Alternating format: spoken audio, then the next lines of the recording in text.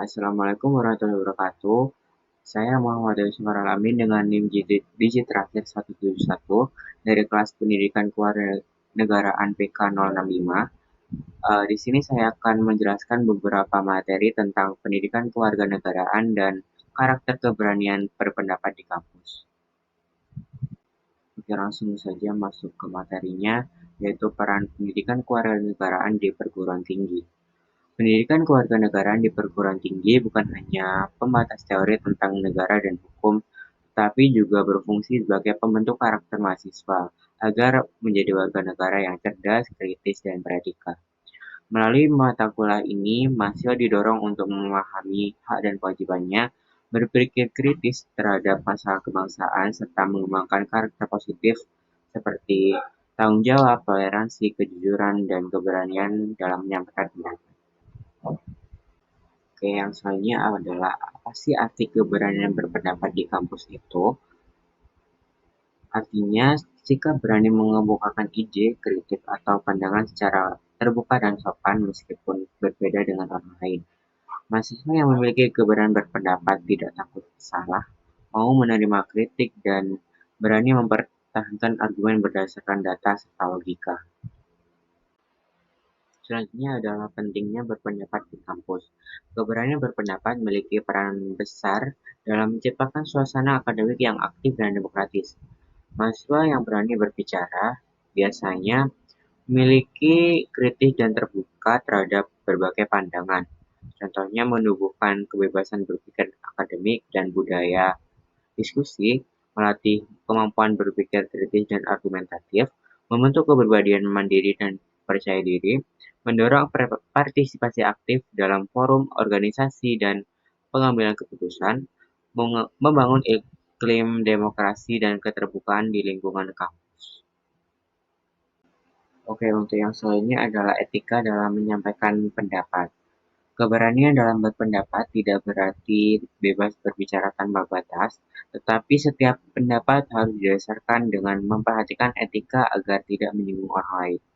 Hal-hal yang perlu dijaga dalam menyampaikan pendapat, yang pertama, menggunakan bahasa yang sopan dan santun.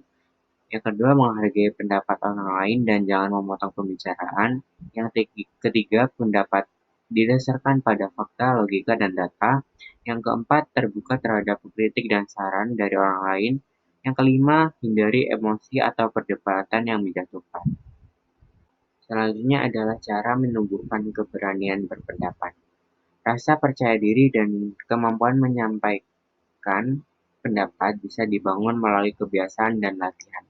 Mahasiswa dapat memulai dari hal-hal sederhana, contohnya biasakan aktif bertanya atau menanggapi di kelas, ikut dalam forum diskusi atau organisasi mahasiswa, latih diri melalui public speaking atau presentasi, memperbanyak wawasan agar pendapat punya dasar kuat.